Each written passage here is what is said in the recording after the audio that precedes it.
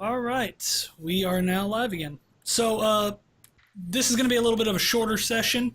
We had somebody running late, Max, and but we're all here now, so we're probably going to be playing for 2 hours or so. But this will just be a little bit of a shorter one. What did you just call him out? Well, no, I wasn't saying it's a bad thing. I'm just saying Max was running late, so we started a little bit later. Hold on, let me try. I'm trying to get the stream set up on my end so I can mute it instantly. Running late, so we started a little bit later. Hold on, let me try. I'm trying to get the stream set up on my end so I can mute it. Of course, I wasn't fast enough, so there's going to be, like on the video, just so you can hear myself talking again. It's fine. It doesn't matter. We're good now. All right. So let's get some music playing, and oh, damn, that's already been going. All right, cool. Boom. So music is in Discord if you guys want to jump in that. If not, that is fine. All right. So now, just a recap from last week. So you guys started off, I want to say, you were just standing outside of the keep. You talked to Keeper Erden, and he gave you guys a mission to go get the family sword. And you also heard from Baldus to go help with the farmers for something that was killing the livestock. So you guys decided to go ahead and go help out the farmers. You went down to the farms and promptly met up with Baldus. Who was very happy to see all of you. He's just a very happy old man. And talking with him, he told you about the killings and what was happening to the livestock, so he led you to a new fresh kill site that just happened a day back. You guys inspecting it, found out that there's a couple puncture wounds on the neck, and promptly made your way up to the cave north in the Northwest Mountains, where he told you that the local farmers were hearing different sounds and growls throughout the night and stuff like that. Hold on, I'm bad real quick, because I'm Are you bad. talking about the webcams? Yes. Yeah. Alright, so we're just going to switch that real quick. I got Dixon on Kat's thing and Kat on Dixon's thing. So, Kat, you are now a level 3 monk. Hope you have your I hope you're ready. Hope you're ready. Oh, Professionalism. yeah? Ready as ever. Okay. That works. Oops. Okay, so, and then you guys went to the mountains, you went into the cave. It took you a while to get up. Dixon got up really quickly, or Lee got up really quickly, rather, and Thar'dia promptly threw Max's face right into a mountain. It hurt so much. The first throw was on point, though. Yeah. Yeah, the dwarf was definitely on the point. The half-elf, he was just a little bit heavier. Just couldn't get him up there, but luckily enough, you got yourself up the mountain finally, and made your way into the cave. Going inside, there wasn't much to see. You did see a few bone piles, some drag marks, and some dried blood. Lee decided he was going to play bait while the others held back behind a few stalagmites and hid. And Lee walked into the center, not trying to be stealthy whatsoever, and promptly got jumped on by a giant saber-toothed cat. Did a lot of damage to him. However, all of you just decided to roll natural 20s all fucking night and completely destroyed him. It should have lasted at least 20 minutes longer. But Thar'dia over here throwing out 40s and 50s promptly killed that cat. So, however, we did have our first unconscious, which was Lee. Lee did fall unconscious and didn't have to roll any death saving throws, but he definitely went down. Yeah. That play bait worked about as well as you would expect it to. Yeah, 100%. You might let the beefier maybe we guy, should let the tank do it. the guy with a little bit more hit points and stuff, maybe let him go up first next time. But either way, you guys killed the cat.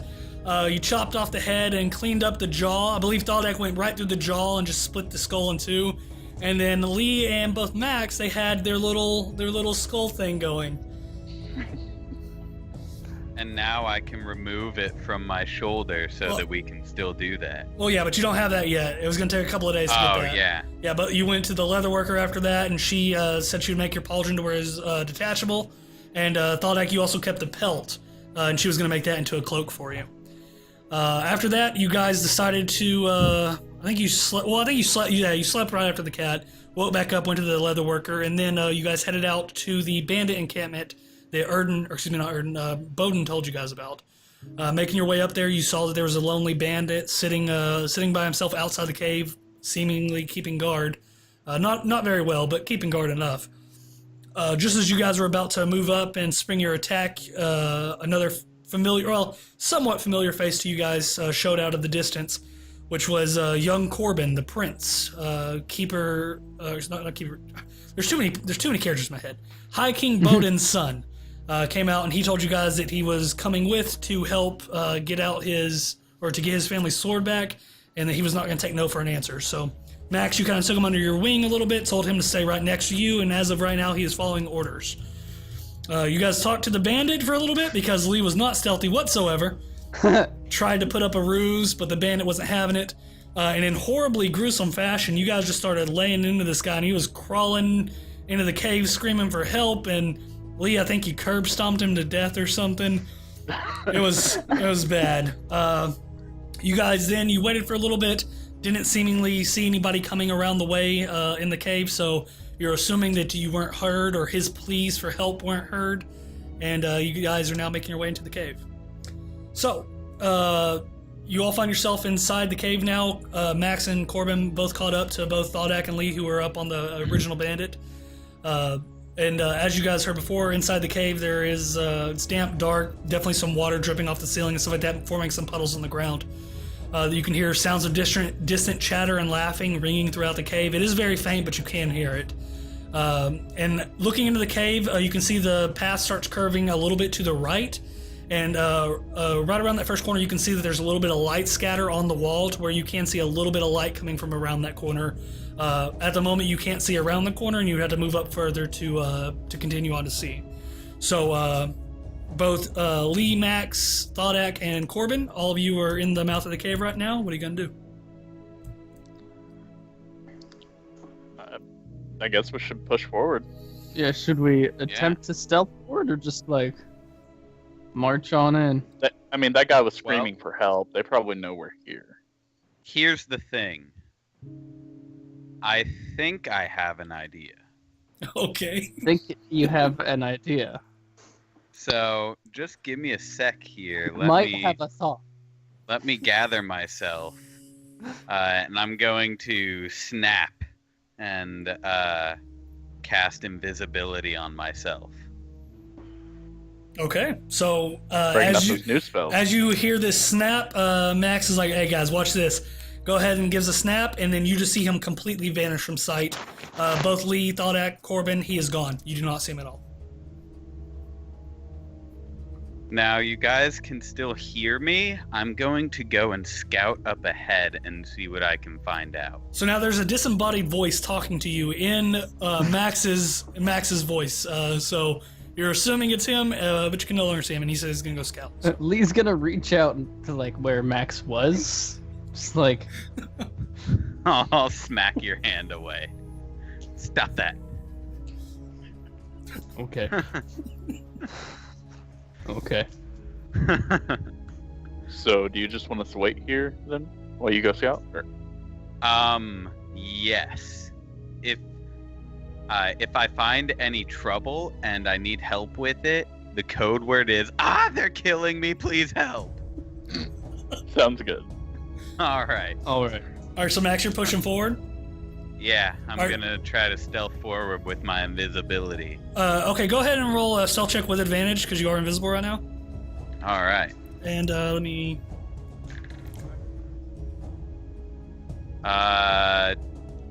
20 after mods. 20? Cool. Yep. All right, so you stealth up. You start making your way through the cave, pushing back past some stalactites and stuff like that, stalagmites, and walking through a few puddles and stuff like that. You're getting up close to the corner that curves to the right. You can see that there is that light scattering on the wall. Or how far are you going to push forward? Are you going completely around the corner, or what are you doing? I'm going to continue going. I'm going to peek around the corner first and see if I see any traps up ahead. Okay, so go ahead and roll me a check for trap. That's perception, yeah? Yeah, perception check. Okay, so... Well, I would say perception or investigation, depending on what you're wanting to use, because whichever is higher for you, because you are looking specifically for a trap. It is 11. 11? As you look through, you don't see. It doesn't seem to be trapped at all. I mean, you don't. I mean, it is hard to see in here. The light that's around the corner as you peek around, you can tell it's not very bright. You do have dark vision, but it is still very dark in this cave, and you don't see anything in the way at all. Okay, I'm going to keep moving forward then around the corner. Okay, so as you round the corner, you can look in, and it opens up into a little bit bigger of a chamber here. You can see there are some table and chairs scattered around. I think there's about 4 chairs on each table. A little bit of food scraps on each table as well, and you can see there's a fireplace over on the far left-hand side of the room. It seems to be just giving off a little bit of embers right now, a little bit of flame, not really high. Definitely seems to be burned down, but that's where the light's coming from. It is just enough to light this room. You can see that there are a few cabinets and shelves around with cooking utensils and items, spices and whatnot, a few herbs and stuff hanging, drying. In the back right corner of the room, barely visible at the walkway, it seems to drop off. The walkway itself drops off into a little bit of a lower tier, and you can see in the back right of the room there's a cage, and in that cage there's a humanoid figure sitting in it. Okay. Do I see any bandits anywhere? At the moment, no, you don't see anybody. You can see at that walkway where it drops off at the back where there is that cage, there is a wooden door sitting there that seems to lead further into this cave, but the door is currently closed and you don't see any bandits around now. Okay, I'm going to approach the cage as slowly as I can so I'm not making any noise. Okay, I'm going to need you to go ahead and roll me a Constitution saving check, or saving throw.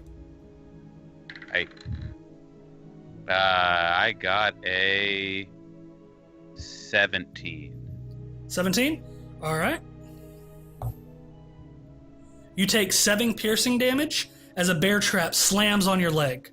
And it catches your ankle, and it pierces all the way through, piercing the ligaments, and you can hear some of the bones crack. You muster everything you possibly can to hold in a scream as it slams down on you. You now are caught in a bear trap, however, you did not scream. Alright, so 7 damage? 7 damage, yep, 7 piercing. Okay. Do I need to... My invisibility is concentration, so I need to make a Constitution check, yep. Be a saving throw. Alright, that was a 19 plus 1, so 20. Yeah, you're good. You still got the invisibility up. So there's just a closed bear trap, and there's blood leaking onto the floor, but seemingly nobody in the trap. You have not screamed yet. Shit. I am going to try to get the bear trap off of my ankle. Okay, go ahead and roll me another Constitution saving throw. Alright. Oh, that one was a 4. Make me a strength check. 12. 12? Okay, just you barely start pulling it off, and as you do, the metal, the iron metal that's sticking in you just scrapes against that bone, and you let out a very loud scream. As you do manage to get the bear trap about halfway loosened. At the moment, that's all you notice. As you let out this scream, you can see the humanoid figure that's sitting back in the cage jump up and just kind of semi-crawl all the way back to the edge of the cage, looking very frightened. You still can't see into the cage, but it is definitely a humanoid. And both Max or Thar'dia, both of you guys roll me a perception check. Lee and Thar'dia, and we'll have Corbin roll one as well.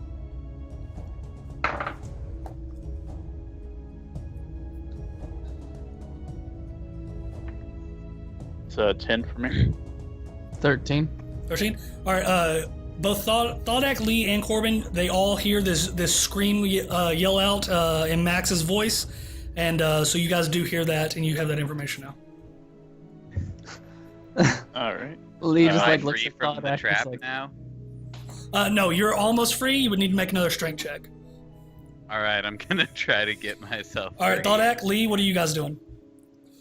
Go some Well, running I over. mean, he didn't say the code word. Maybe he didn't get the chance to say it. True. Let's go check. All right, so you guys take off sprinting, or you just casually Yeah. walking? How is this happening? Just running over there. All right, Yeah, so same. both Ready Lee, for Thalak, fight. and Corbin, you all make your way around this corner, weapons pulled out, drawn and ready, and looking in front of you, you don't see anything. Do we see the bear trap? Make a perception check. Max, in That's this. a Go ahead. 15. 8. Thaldak, you do notice the bear trap seems to be closed and there's blood leaking out of it.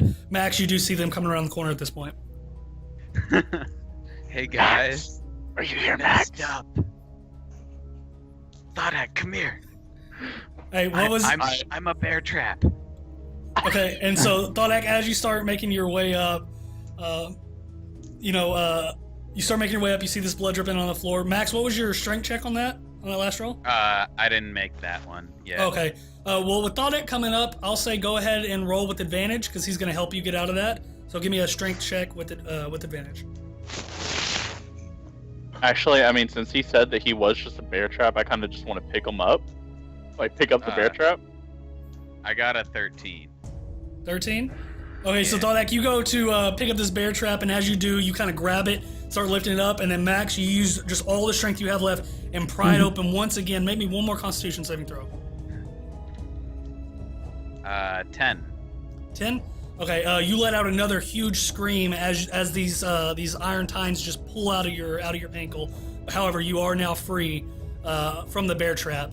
And with that second scream letting out, you do start hearing some voices coming from the doorway ahead. The door slams open with a resounding thud and echoes through the path. You hear a voice calls out, "What the hell was that?" Looking into the room now, you can see that there are 3 human men all brandishing weapons. One is tall, well-built, has tattered clothes and black dingy hair. He has a sword in his hand. Much like the first one, the second guy has ripped clothes as well, but he has tattoos that run down his face onto his chest. The third one is shorter and he's sitting back, and he seems to have a crossbow in his hand. The first one lets out, "I see what we have here. Come on, boys. It looks like we have a fight on our hands."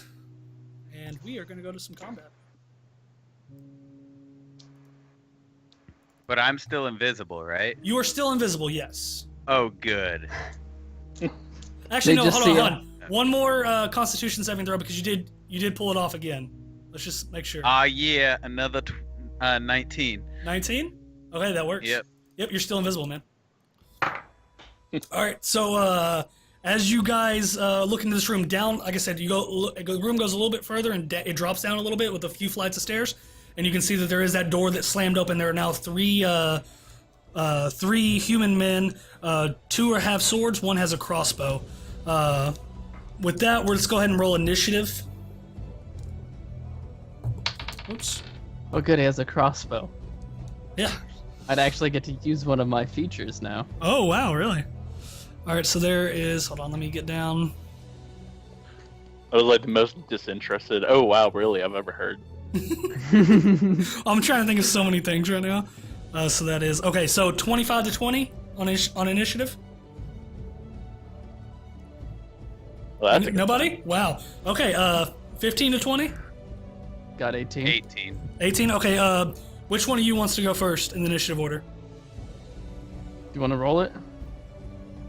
I don't care if you want to go first, you can. I'm invisible, Alright. though. So, Lee, you want to go first? Yeah. Okay. And Max. Okay, and hold on, I need a... Okay, Thaldak, what was yours? 10. 10? Okay. Bringing up the I know rear. what feature you're talking about. Okay. Yeah. That's like the coolest ability that is in the game, in my opinion. Okay. Right? It's fucking great. So with this, Lee, you just being as fast and nimble as you are, you're already quick to action. You see these 3 guys come through the door. 2 of them start making their way up they come up over the stairs onto the platform you guys are on and start running right down towards you, swords drawn. It's your attack up first, so what are you going to do? You have one running to the left of you and one, they're kind of coming at you, one on the left and one on the right, but they're coming right at your group. Alright, I'll get the one on the right, Okay. What are you doing?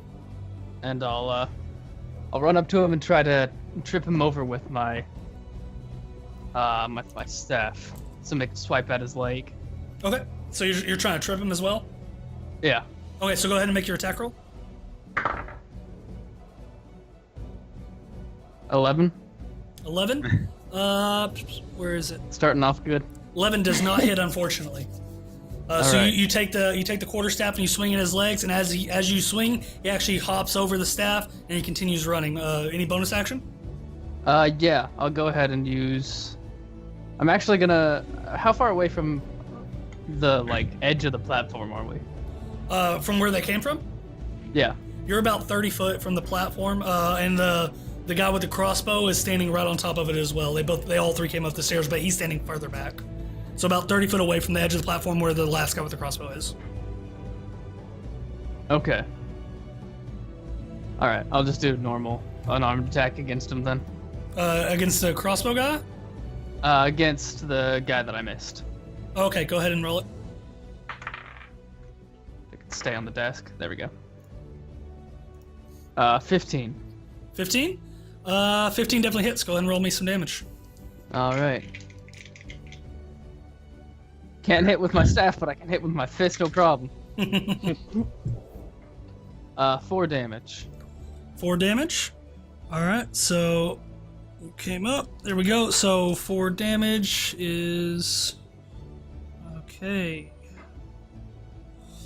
All right, cool. So you come in, and as you swing with the staff and miss, he hops over, and as he does, you just come over with the left hand hook and just catch him right on the jaw. Stumbles him a little bit and definitely cut up a little bit. Got some blood spilling out of the mouth now. So you did a little bit of damage to him. And that was your bonus action. So with that, we're going to Max. Max, you are invisible.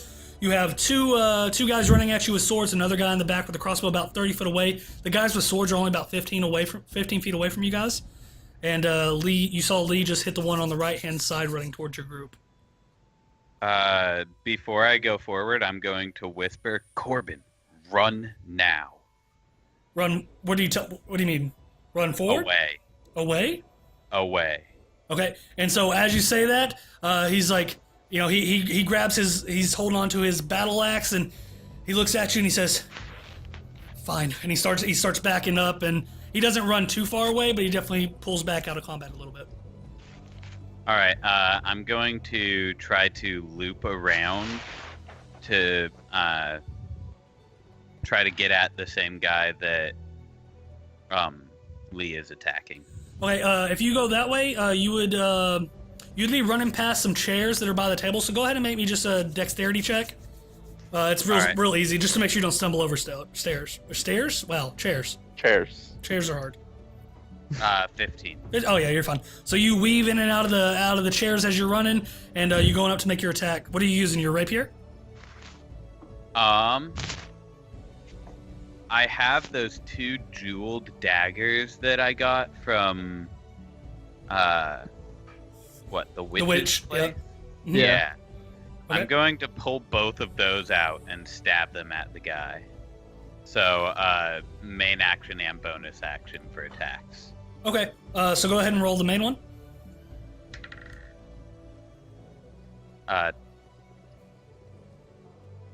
14. 14 hits. Yeah. Go ahead and damage on those daggers is going to be 1d6 plus whatever your modifiers are. Okay. So 5 for the first dagger. Okay. And roll the second attack. Now, do these attacks have advantage? Because sneak or... Yeah, you're invisible. I'll give it. Cool. Because that first roll on the second one was really bad. That one is a modified 20. Yeah, that definitely hits. Go ahead and roll damage on it. Same thing, 1d6 plus mods. So for offhand, since I don't have the feat, I don't think I add the modifier to the offhand damage, but I rolled a 5. All right, cool. So another 5 damage to him. Math is hard. And then, let me see if that breaks my stealth. If you attack, yeah, I don't know. I think it does, but I'm not 100%. Yeah, the spell ends for a target that attacks or casts a spell. So I come out of invisibility and double stab at him. All right, so you run up, weaving in and out of these chairs, and as you see Lee throw this sweet left hook on him and hits him right in the face, he stumbles a little bit, and right at that point, you drop your invisibility.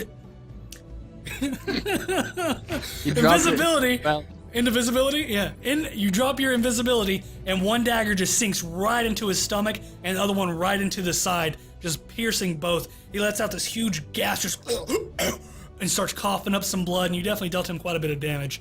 You pull the daggers out, and blood starts draining from the holes that you've made, and definitely dealt a lot of damage to him. Cool. Cool. And that was your bonus action, right, for the second attack? Yeah, so my turn's over. All right, and so Corbin sees you pop out of stealth and stab twice, and he looks at his great axe and he says, "No, I will fight." And he starts charging in. He's gonna go on the one on the left-hand side. Damn it, Corbin. Oh no. Oh shit! And We're he gonna get my rolled friends killed. a He's 21 to level hit. Damn. Okay, Corbin, calm down. And he's going to roll. Don't worry, guys. I think I see a cage on the other side of this room. So he runs up and lets out this Swap huge flipper. grunt as he takes. And I said it was a war axe. It was my mistake. It was a war hammer. And he brings this war hammer straight over the top and sinks it deep into the shoulder of the guy on the left-hand side that was running towards the group, dealing him 10 damage. Damn. All right. Good on you, buddy. He's All right, ready so to go. He comes down and slams on there. You can see his shoulder seems to probably pop out of place. The bandit looks up, grabs it, and just jerks it back into place. Really resounding crack and twist, but his shoulder seems back to be in place. He lets out a huge scream as he does so. And with his bonus action, he's going to take one more attack, which just barely hits, and that is going to be no modifiers. Oh, that's going to be an extra 1 damage. So. Yeah. So as he comes over with the warhammer and brings it down on his shoulder, he just flips it around and jabs the butt of the warhammer right into his stomach, right into that abdominal area. And, he lets out a little bit of a gasp, but didn't seem to do too much damage. What were you going to say, Lee? Oh, nothing. All right, well, with that is both bonus, or that's the bonus action and action for Corbin, and now it is going to be the bandit's turn. Seeing you pop out of stealth, the guy standing further back, about 30 feet, now about 15 foot from you as well, but 30 foot back from Thodak, he's going to pull up that crossbow right at you, Max, and he's going to take a shot. Oh no. There's going to be an 18 to hit. I believe that hits. Yeah, definitely hits. Cool. And it's going to be 10 damage. Well then. Yeah. That's So a lot. an arrow flies, and as you sink both your daggers into the first guy, you just feel an arrow just pierce right in your back. You reach back and break off the arrowhead, or break off the shaft. Starts pouring some blood out, and definitely did quite a bit of damage to you. So the guy on the right-hand side that both you and Lee were attacking, he's going to make an attack at Lee. Jesus, these guys are rolling high. That is a 20 to hit. Yep. All right, and that is going to be... Oh, that's nice. That's only 4 damage to you. All right. So he pulls out his scimitar, and he just slashes straight across, catches you right across the chest. It makes it a little bit of a cut, but not too much damage to you. And that will be his action. And with that is going to be the last one on the left-hand side, since he just had this pretty boy run into his face and deal quite a bit of damage with his warhammer. He's going to really intently come after him as well. So he's going to make an attack against Corbin, which... where's Corbin? Actually misses. So as Corbin hits him in the stomach with the warhammer, he pulls out the scimitar and slashes across, and Corbin quickly just darts out of the way. And he just grabs nothing but air with that scimitar. He slings it back around, kind of twirls it around his hand a little bit. He says, "Let's dance, boy," and he starts going in again. So with that is going to be all of the bandits' turns. And Thodak, we are now to you. All right. Where's the biggest motherfucker in this room? The biggest one is on the left-hand side. It was the one Corbin ran up to. All right. Well, I'm gonna run up to that guy. And just so you know, there is a table on your left-hand side, and both Lee and Max, you have a table on your right-hand side. So you're kind of in between, fighting between 2 tables on the left and the right. And there are chairs on either one of those, so just so you know, if you want to use any environment stuff, anything like that. So you're running up to the one on the left, Aldak? Yes. All right. What are you doing? First off, I would like to use my bonus action to rage. And then, seeing that he's attacking the prince, thought I gets a little bit concerned at this, because I don't want that blood on my hands. Right. So I'm going to go ahead and... Reckless. Let's see it, baby. Go ahead and roll me some damage. So you run up and you just bust into a rage as you're running, froth just foaming out of the corner of your mouth. You bring that great axe over and swing. That is a 19 to hit. 19 hits. Go ahead and roll me some damage.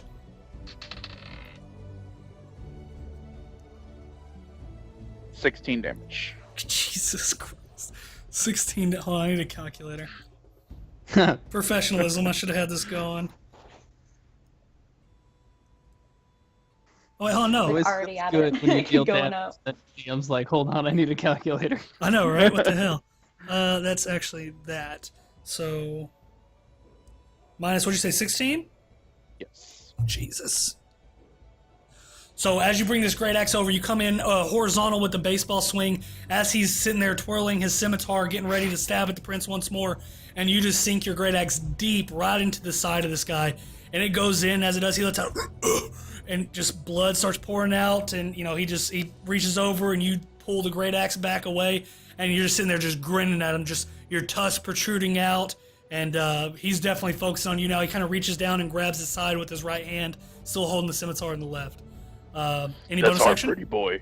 That's our pretty boy. You leave him alone. All right. Any bonus action? Oh no, you used it to rage. Yep. Okay. So with that, we are back to the top of the list, which is Lee. Lee, you saw what happened with Corbin and Thaldak, and you still have this guy in front of you. So what are you doing?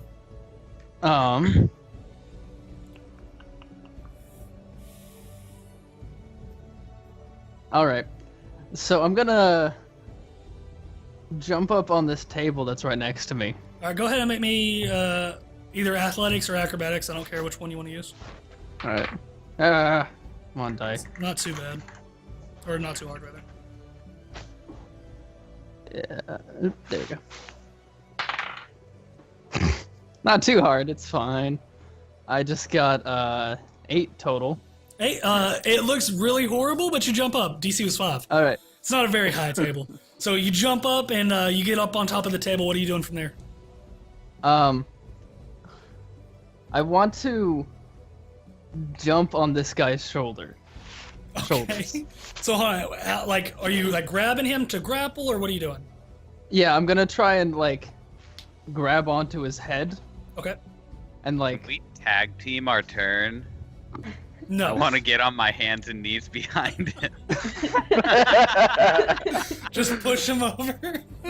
No, grab his head. He falls over me, and the force might break his neck. I'm gonna It's like say a deathly hug. No, not yet. All right. So what are you doing, Lee? Yeah, I'm Grab him gonna in the jump up and I'm gonna try and grab onto his head and spin him around, make him disoriented. Is my goal here. Okay, so you jump up and you're just trying to rip that head so his head spins around and maybe he loses balance or something. Go ahead and roll me strength check. Yeah, strength check. All right. Nat 20. Nat 20, Jesus. So you grab him, and as you spin him around, you just jump on. You're just like a spider monkey. You just see this dwarven monk jumping off the table. You land right on top of him, grab his head, and just swing it around. As you do, he falls off balance. He's actually going to fall prone. He's going to take. Well, go ahead and roll me whatever your unarmed or strike is. All right. That's 3 damage with damage? modifiers. Okay. So what is he? Okay, so he's down to that, and he is now considered prone. So as you whipped him around, both you and him fell at the same time. He is now prone. And any bonus action? Yeah, I'll give him a nice punch in the face just to. All right, go ahead and roll it. Just for added measure. Yeah, might as well. That's gonna be 22. 22. 22 hits. Go ahead and roll damage. And 4 damage for that. 4 damage. All right, so as you whip his head around and you both fall onto the floor, he looks over at you, just definitely very upset with what you've just done, and you just look straight down at him and you just punch him right in the nose. Nose starts bleeding a little bit, and he spits out a little bit of blood. That's your turn. With that, Max, we are now to you. So you just saw Lee just Superman jump onto this guy and take him down. He's now prone. Melee attacks do have advantage on him. Now, I'm right next to a table. Yeah, you were right next to the same table that you just saw Lee jump off of. Would I have to be on the other side of the table to flip it up and use it as cover from the crossbow guy? You could. I mean, you could go ahead and try it. With the way it's positioned, it's vertical, and he's sitting on the other side. So if you wanted to flip it vertically, you could. However, if you wanted to spin it and then flip it up towards horizontal to where you have more cover, then it would be a higher DC. It's just whichever one you want to try. So this, if you do it horizontal, your guys would have more cover and more space to work. However, it would be a harder DC because you'd have to spin it as well. But if you just flip it up vertically, you would have less cover, but it would be a smaller DC. So it's just whichever one you want to try. Okay, I want to try to. Let's see. Judging by how long the table is, if I flipped it up vertically and then it got pushed over from our side, would it squash him? I'd say it would definitely fall in his direction. He would make a dex save to see whether or not he got hit by it. Okay, I am going to try to flip it up that way then, so that I can use it as cover. Okay, so do you want just to stand, or you actually want to push it over onto him? I want to. Because if it goes onto him, it's no longer going to be cover. Yeah, I just want to make cover and then prepare to potentially push it on. Okay, so yeah, you go ahead and try to flip it up. Go ahead and make me just a strength check. All right. 7. That's a bard's strong suit, right? Strength. 7. So as you go to flip this table up, you get it about halfway, but it's just a little bit too heavy for your little muscles for the half elf, and you just can't get it up. So that's your action. Yeah, I'm just gonna kind of like squat down, and okay. so that the table covers me like that. Okay, I would say you would have 3/4 cover, so that would be a boost to your AC. Which, hold on, let me see. I don't know that right offhand, but I do have it here. 3/4, you would get +5 to your AC. So if he shoots at you, you get to add +5 to whatever your AC is. All right. So, can I use my bonus action to use one of my offhand dagger to stab the dude? Do you have another attack as a bonus action? When you are dual wielding, your offhand weapon can be used for bonus attacks. Oh, okay. Yep. Sure. I just don't know that. Action. That's fine. Go ahead. You go ahead and hit it with the bonus action. Go for it. He's gonna stab him in the ankle. On the ground. Yeah. Well, and you do have advantage on that roll too because he is prone. All right. Well, I got a 24. 24. That definitely hits. Go ahead and roll damage. All right. 5 damage. 5 damage. So as you try to get this table up, you just can't muster to do it, so you kind of slink down behind the table, giving yourself a little bit of cover from the crossbow. And as you do, you look down, you see that Lee has him now down on the ground, and you just reach out and just stab him right in his ass. His ass cheeks just up a little bit and just right in that cheek, and it penetrates through at least 2 or 3 inches. And you definitely did a little bit of damage to him, and he just lets out, my ass! And he definitely didn't like it. So with that, we're going to go to Corbin. Corbin's going to, so he's still in melee combat with the guy on the left-hand side. So he's just going to make another attack with his warhammer at him. Jesus, that's ridiculous. Yeah, so that's going to be a 23 to hit. And, oh, wait, hold on. No, 22 to hit. Excuse me, I was looking at the wrong stats. That is... Hey, Kat, your mic's kind of scratchy. It's like scratching back and forth. Yeah, it's like rubbing against your shirt. Sorry. No, you're fine. And that's going to be 2, so that's another 10 damage. Jeez. God, this guy rolls hard. So as he brings that warhammer in, he just slings it right over and just hits this guy right on the jaw with it. The guy's head just spins and cracks, and definitely just broke this guy's jaw. And the guy kind of stumbles down a little bit, puts one hand on the ground, and gets himself back up. And he just kind of tries to fix his jaw into place, but it's just hanging limp. And he just spits out some blood, and he's like, "Yeah, I'm coming for you next," and just swings out again. Bonus action, he's going to roll again. He unfortunately misses. Natural fail. Or natural 1, rather. So as he swings out again with the Warhammer, the guy actually just moves a little bit and he swings straight over top and just hits this the stone floor on this cave and just resounding echoes through and just boom, boom, boom, boom. But he missed with that attack. So now we are up to the bandits' attack. The one on the left is looking very rough. That just took that Warhammer blow. So as he did take a blow from Thar'dia, he was focused on you, but that Warhammer really messed up his jaw, so he's going to now go back at Corbin. And that's going to be a natural 20. Fuck yeah. So he is going to roll... Oh, baby. Are you kidding me? I rolled a 1. So that's 2. So he rolls 5 damage. Rolled a D10, and he rolls a 1. Are you fucking kidding me? So he does 5 damage with that crit, big old crit to Corbin, and Corbin has so he now has that, and that is going to be his attack. The guy on the ground, he's going to since he wasn't considered grapple, you just knocked him prone. He's going to use his movement to get back up, half his movement to get back up, and he's gonna he's gonna whip back around as he gets up, seeing this half elf that just stabbed him right in his ass, and he's gonna come at you again with his scimitar. I'm gonna cutting words him. Okay. And Go ahead and roll it. let's see, what's my bardic inspiration? So I roll a d6. So he gets a minus 2 to whatever he rolls, and I'm gonna say, bet you can't hit me with a hole in your ass. Alright, is that a spell? Did you use a spell slot for that? No, that is just my bardic inspiration. Okay, so you can just use cutting words as that? reaction. Oh, okay, cool. We'll just let you know he rolled a natural 1, so he's now at a -1. Oh, cool. So as you say that, he brings down the scimitar and he really starts thinking about it. He's like, what the hell is this guy talking about? Like, yeah, he did put a hole in my ass.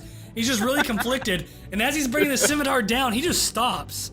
And he starts thinking about his life choices and where he's at. Maybe he could have been different. Crisis. Yeah. And he's just like, man, that's really mean, man. And just pulls back. So, You hurt his feelings. yeah. You had the dwarf face slam him into the ground, and then elf just stab him in the ass and make fun of him for it. Having the worst day. What's going on? Maybe he should wear more ass armor. Yeah, those assless chaps are definitely not helping him at the moment. All right, so yeah, Can that's we get his. a t-shirt made, please? Like +3 ass armor. So that's his attack. With that, we are now going to go to the guy in the back with the crossbow. He's going to look over and see this giant half orc, and very uncommon around these parts. You don't see many of them. So he just notices Thaldak run up, and he's definitely going to take a shot at you because he sees you as the biggest threat. So he's going to roll that. That's a 9 to hit. Does not. Does not hit. So as he looses a crossbow or a bolt, you hear the whiz and the wind just fly right past you, ruffles your beard up a little bit, actually makes it a little bit messy. So Fuck no. Motherfucker. So yeah, the beard's a little bit fluffed out, and it's definitely not looking on point anymore, but it was a miss.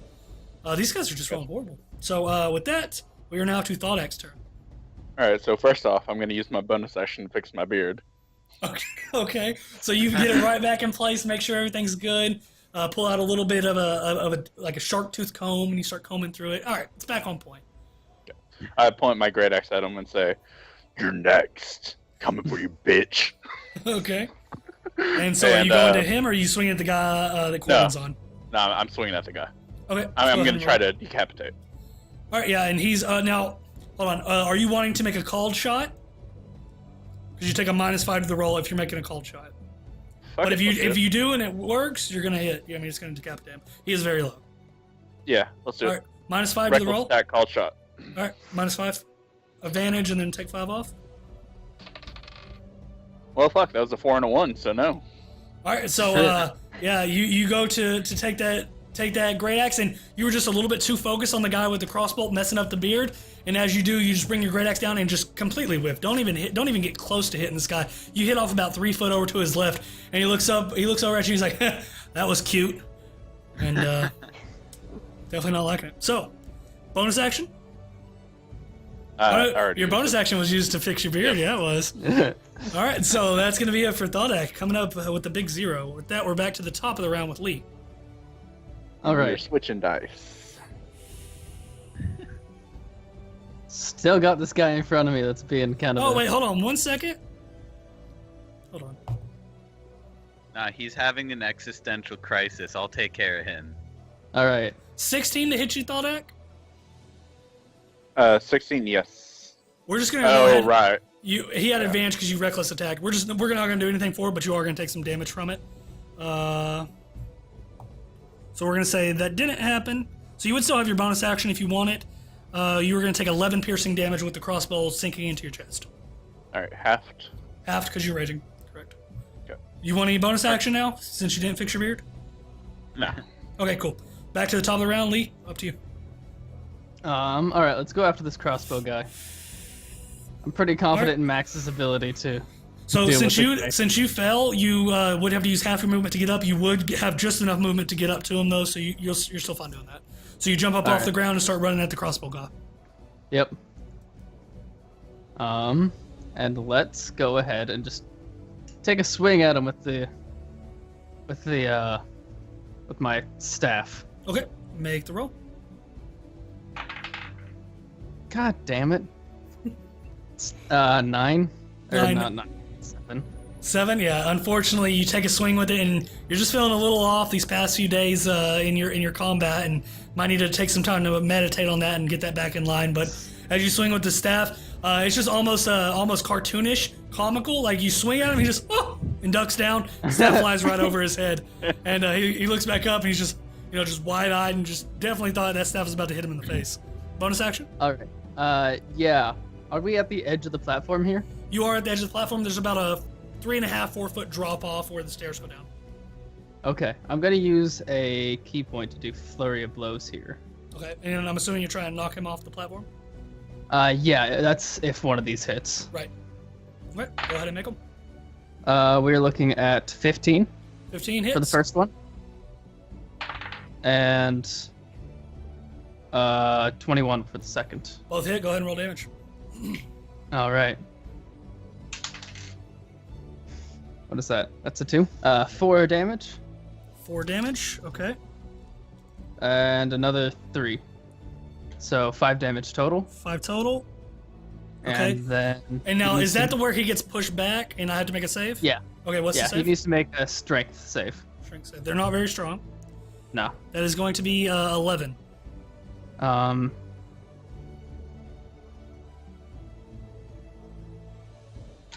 What is the save there? 8 plus proficiency plus wisdom. So it's 11 exactly. So he He ties meets. with it. Yeah. Okay. So Yeah. as you push him, he starts. Once again, comically, just starts waving his hands back, about to fall, and then just eases back up, and he just barely saves from falling off the edge. But both attacks did hit. Hit him once with the cross, with a left cross, and then came in with a side kick. Definitely dealt some damage to him, as he has been untouched this whole combat until now. So, good for you. And that is bonus action. So with that, we are now to Max. Max, what are you doing? I am going to try to stab up into this guy's face with my right hand dagger.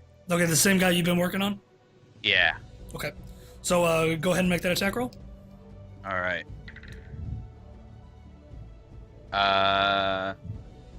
10.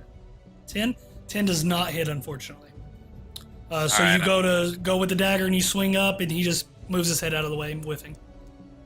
All right, I'll use my bonus action to attack with the other dagger as well, going for the side of his head. Okay, so going right for the ear hole. Yep. Sounds good. Go ahead and make the roll. 22. 22 will hit. Go ahead and roll that damage, and that's with no mods, correct? Yeah. Okay. 2 damage. 2 damage. Nice. All right, so you go with the first dagger and miss. He just moves his head. As he moves his head, you come over with that same in the same direction his head moved with the other dagger, and you go to sink it in him, and it just clips the ear. Ear starts bleeding a little bit. Took a little bit of a chunk of flesh off, but didn't do too much to him. He just you little bastard, and he starts coming at you once more. And that's your bonus action. So with that, we're going to Corbin. Corbin, once again, he's just still focused on the bigger guy that both him and Thar'dia have been working on. He sees that the jaw is broken and he's going in for the kill. He's going to once more swing that great axe, or warhammer, excuse me. How does he roll so high? That's another 22 to hit. So 22 hits, and that is Corbin's stats. What are you? 3. So that is going to be 5 damage. So with that, he brings over the warhammer and just crashes right into the side of this guy. He bends down, or it crumples him down onto one knee, and he's looking very rough. He's going to make his second attack. Unfortunately, misses. So he gets, as he crumples him down, he wasn't expecting him to fall as quickly as he was, and he swings with a great hammer, warhammer once more. And as he's falling down from the first blow, the warhammer just sails right over his head and he misses. That's going to be Corbin's turn, and with that, we are to the bandits. The guy on the left is looking really bad, and he's now crumpled down to one knee. He's just going to lash out and make one more swing at Corbin, just horizontal, trying to cut right across the thighs. Can I cutting words him? Yeah, you can go ahead and roll it. I'm going to say, if you hurt the prince, I am going to send my dwarf at you. Alright, so go ahead and roll it. How much is it? And -5. -5? Okay, so that's going to be a -4. He rolled, once again, a -1, or a natural 1. I am just whiffing on You're killing it, man. So as you say that, he looks over to you, and he barely has enough strength, and he just drops his sword to the ground as he's in mid-swing, and the scimitar just crumples to the ground and kind of dinks off a few rocks and stuff like that. Definitely not looking good for him. So the other guy sitting, that just got stabbed in the ear, once more, he's going to make another attack against Max with his scimitar. That is going to be a 16 to hit. That hits. 16 to hit. Okay, cool. And he's going to deal you. Ooh. Oh no. Shit. 11 slashing damage, right across your body as with the scimitar. All right. Old Maxie boy is unconscious. Okay. Shit. Ooh, So shit. Max falls unconscious That crossbow dealt a lot. Yeah, that crossbow is it's a D10 plus 2. And he rolled I think an 8 on it. But so as he brings his scimitar across, it just slashes right across the throat, and you just reach up, instinctively grab to your throat, blood starts gushing out, and you crumple to the floor unconscious. So with that, the last guy, crossbolt guy, he's actually going to take a shot at. Oh no. He's going to drop his crossbow and pull out his scimitar as well, as Lee's right in melee combat with him now, and he's going to make an attack against you, Lee. All right. That's going to be a 20 to hit and unnatural. That'll hit. And he is going to do 6 slashing damage to you, Lee. All right. So as he drops the crossbow and just with almost lightning speed pulls out the scimitar, and in one swoop pulls it off his waist and comes straight across with it, slashing right across your chest as well. Pretty good gash cuts in, and you start bleeding from the chest. And with that, they're going to be the bandit turns. We're now to Thar'dia. Do I see Max go down? Roll perception check. It was a natural 1. No, you do not. You're intently focused on killing the guy that's in front of you that's been attacking the prince. Okay. I guess I'm going to attack the guy who's with me. Okay, and he's on the ground, one knee, so he is considered prone right now. You do have advantage on this attack. Alright. So then, since I already have advantage, no reckless attack. Yep, no need. That was a natural 20 for the second roll. Natural 20, roll it. Let me pull up my calculator. Yep. So that's 2d12s multiplied by 2, modifiers on top. And rage damage.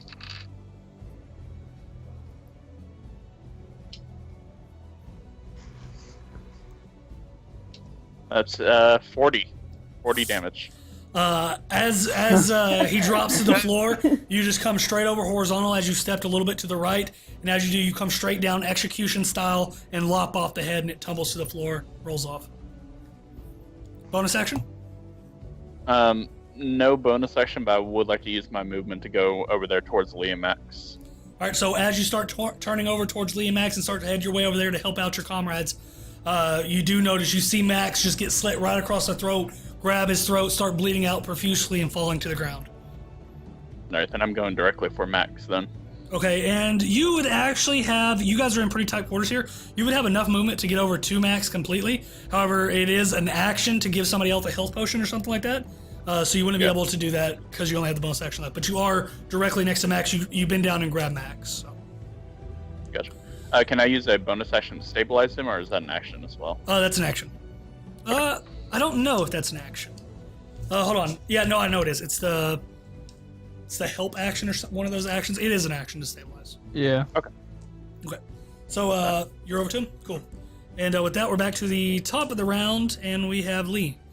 Lee, you have the guy that just slits you across the chest with the scimitar, and he's right in your face. All right, let's try to give him another whap with the staff. I'm fairly certain, though, at this point, the staff is just for show. Doesn't seem to be working too Just well. a walking stick at this point. We are looking at 18 to hit. 18 hits. You got All that. right, I finally did something. And we are looking at 8 damage. 8 damage. Okay, so as you bring the staff across, as he ducked your first attempt and he raises back up, you swing back around with the same momentum and catch him right on the left side of the face, and it cracks against his jaw and definitely does quite a bit of damage. It makes a slit right on his cheek and he starts to bleed out of it. Bonus action? Yeah, I'll try to, I'll just do a normal unarmed attack against him. Okay, cool. So go ahead and make your roll.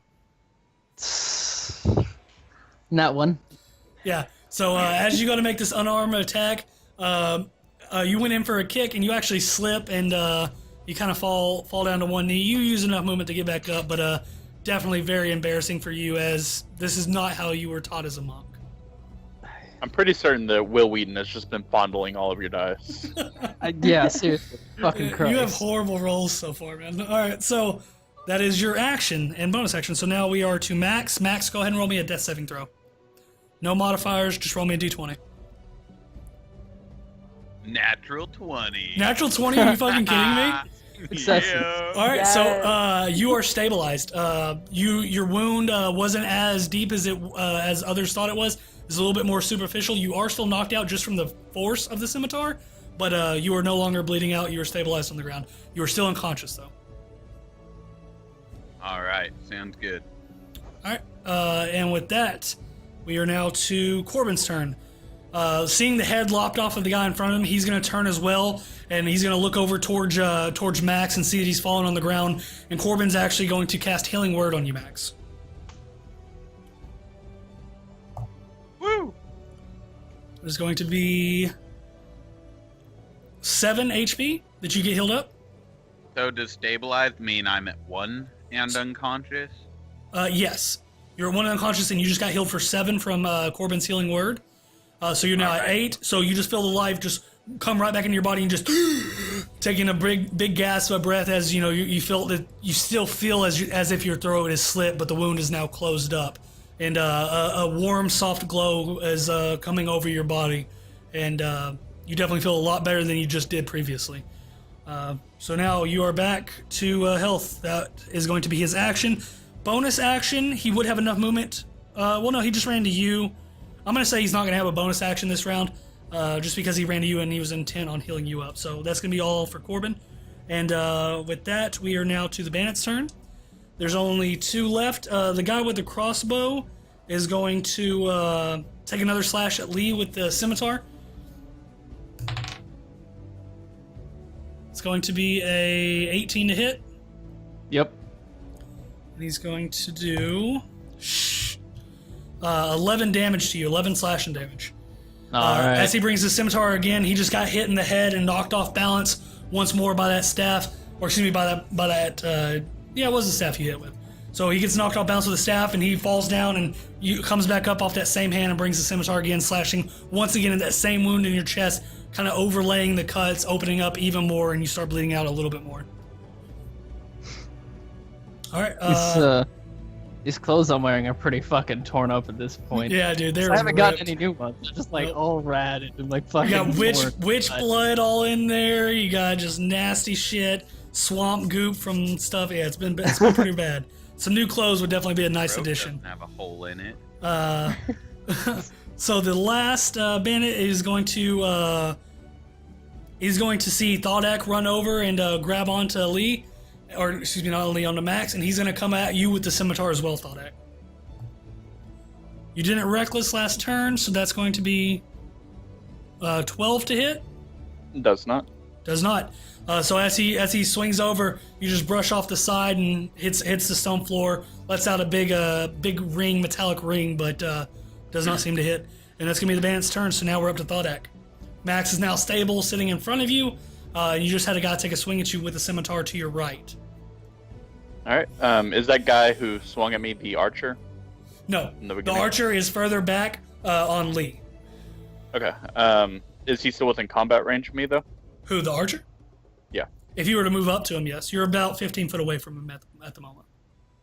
So I can't get to him without getting an attack of opportunity, correct? Correct. Okay. Then I'm just gonna swing at the guy I'm on. Okay, so go ahead and make that attack roll. All right. Aim for the ass. That will be an 18 to hit the ass. 18 hits the ass. Please. Go ahead and roll damage. All right.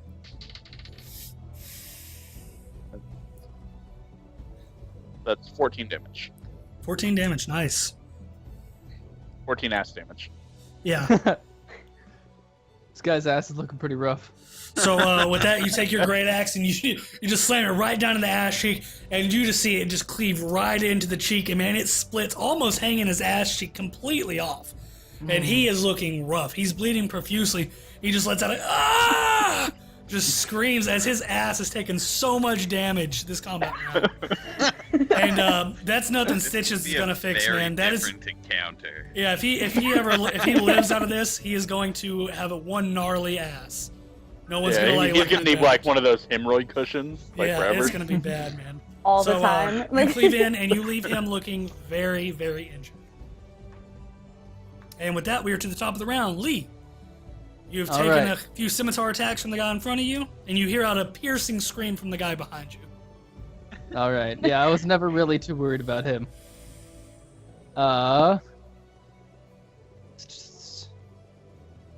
I don't like this, but I'll just go ahead and try to hit him with my staff some more. All right, swing it. Keep trying to hit him. That is 19 to hit. 19 definitely hits. Go ahead and roll the damage. Uh-oh, getting them good rolls in. Uh-oh. Come on. There we go. Hey, that is 3 damage with the staff. 3 damage. Nice. Bringing the heat. So he is down. All right. So you come in with the staff and you just smack right across his chin. Doesn't do much. And he gets out. He lets out a. That's cute. Try again. I'm gonna use a key point to do flurry of blows. And as he says that, he realizes what he said pissed you off, and he kind of just eyes go wide, and you come in with the blows. That's not gonna hit. That was a 2, and that is going to be 18. So his eyes goes wide, and he ducks the first one. And as he ducks down, he didn't see you also had an uppercut coming, and you just come in with a nice uppercut. Go ahead and roll the damage. That is going to be 6 damage. 6 damage, nice. Wow, And- that's pretty big. Yeah, that's the most I can do with an armed attack. And Yeah. I need him to do a strength check. String check. Cool. A 3. All right, he goes flying 15 feet. All right, so as you come up with his uppercut, his head just reels back, and he just goes flying, and he just bounces off the wall and falls down and hits the ground as well. He's actually going to take some damage here. That is going to be 6 damage. Okay, so the staff is actually just for show at this point. I'm way more effective with my hands. You might get, find you a better staff or something like that down the road. Yeah. But either Or way, just go so straight unarmed. yeah, you could definitely just go unarmed. So as his body just hits this wall just with unnatural power, he really pissed you off with what he said. And you just come in, and as he just slams against the wall and falls down, he just lets out a huge thud, just, and just breath gets knocked down. He just starts wheezing, trying to get his breath back, and he's definitely not liking it. He's looking pretty rough. And so that's going to be your turn. Max, you are now reinvigorated with the healing word of Corbin. And he looks down, he grabs your arm, and he picks you up, and he says, "Come on, let's finish this." And he pulls you back up to your feet. As I'm getting up, I'm just going to lunge upward with both daggers at the dude who cut my throat. Okay, yeah. So as he grabs you, he kind of springs you up, and you just come straight in with an attack, flying at this guy with both daggers. Go ahead and roll. All right. God damn it. First one is 11. 11, unfortunately, does not hit. What's the second? Second is natural 20. Natural 20. So as you fly up, you overestimate where his head's going to be, and the first dagger just swings around the back of his neck. This one sticks right into his jugular. Go ahead and roll it. He's looking really rough, and that is natural 20, so that is doubled. All right. Oh, good. I rolled max damage, so 12. 12. And as you lunge up with the guy that slits you across the throat, coming right back in at his throat, you throw in that dagger right into the jugular, and as it sinks in, he just starts gurgling up blood, and you just kind of wrench it in a little bit deeper and just pull it out, and he just starts spewing blood. He grabs on his throat, and he just falls down, limp, lifeless. Bonus action? Oh no, that was your bonus action. Yeah. Okay, so that is that. So with that, we are now to Corbin's turn. So Corbin, he's gonna look up at you and see that you just dispatched that guy. See, there's only one left that's laying down at the bottom of this little drop off down the stairway. Corbin's gonna run, and he's gonna leap off, bringing his great hammer straight down at this guy. He's gonna let's do an athletics check first. The background, please, doing a little thumbs up. Like He rolled a natural 19 on the athletics check, plus 3. So he jumps up, and he just comes straight down with this hammer, and he's gonna roll to hit. Jesus, that's gonna be 19 total to hit. So he's coming down with this great axe with a lot of force, coming off this 3.5-4 foot embankment. He's coming down with much more force than you would normally have. He's actually gonna roll 2 dice. Whoops. Off. So, 3 is 13 damage. Where's this guy's health? What is he at? Oh, okay. So as he flies off this, he brings that hammer down and just lands square right in the chest of this guy and just caves in this guy's chest. He is looking horrible. He's just letting out. He's just kind of moaning and grunting and just trying to hold on to whatever life still encompasses his body, but he's just moving around, just giving out gnarly screams and yells, and he's looking very, very bad. Oh, and actually with that, Corbin does get his bonus action as well. So he's going to take his second attack, and that's going to be an 18 to hit, and he's going to roll damage. And wow. The guy had 3 health left, and he rolled 4. So as Corbin, he slams it into this guy's chest, and he's just sitting there, just. And Corbin just looks at him and says, "This is for taking my sword, filth." And just boom, brings the hammer down right on the face, just splattering. Face completely gone. Warhammer just caving in the face. Blood and brain matter go all across the room. Some of it actually splatters onto the cage where this humanoid is present. And with that, you guys have finished the battle. good. Can I make a request? What's the request? I would like to be mute now. Mute? Yes. Meaning The just fuck not kind talking? of bard is mute? What? What The kind of fuck kind bard? of bard is mute?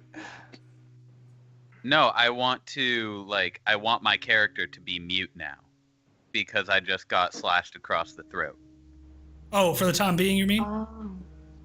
No, just like It Permanently? damaged my vocal cords because I got knocked unconscious from it, so now I cannot speak. Ever? Well, my remember how I was mentioning multi-classing into Warlock? Yes. The first level ability of the kind of Warlock I want to be is the ability to communicate telepathically. So Okay. this actually works perfectly into my desired build, I guess. Okay. And are you It's going to tied be to multi-class the- in next level? Yeah, that would mean that I am fast tracking when I take my first level of Warlock, Okay. and I want to take it next level instead. Okay, cool. Yeah, I think that's awesome RP. So awesome. So Max, you feel as all the combat dies down, you go to speak out to your comrades, especially Corbin, trying to thank him for the healing word. And as you go to speak, just nothing comes out.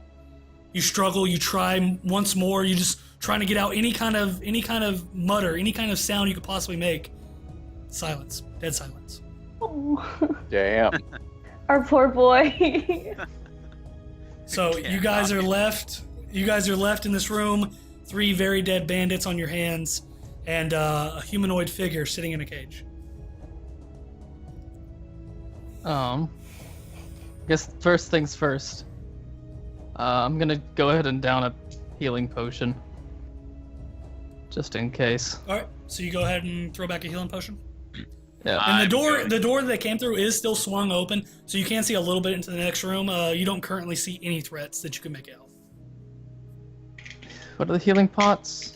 2d4 plus 2. Alright. I'm gonna use one also. Max, you instinctively grab a healing pot and drink it, hoping that that would fix whatever's happened to your throat. Still, nothing. No voices. I'm gonna drink my other one too. Okay. Oh, So you throw the second health pot back, just trying to get any kind of voice to come back. Still nothing. This music's perfect for this. It did hit Yeah. a really somber point right here, didn't it? So you guys are just left standing around. All right. I want to go over to the cage and see who/what's inside of it. Okay. So Thought you start making your way up to the cage, and as you approach the cage, you see what looks to be some elven woman, long white hair, stops right at her hips. Getting even closer, you can now see it's not only an elven woman, but she's a drow. She's fully dressed in black plate armor, but lacks any sort of weapon or protection.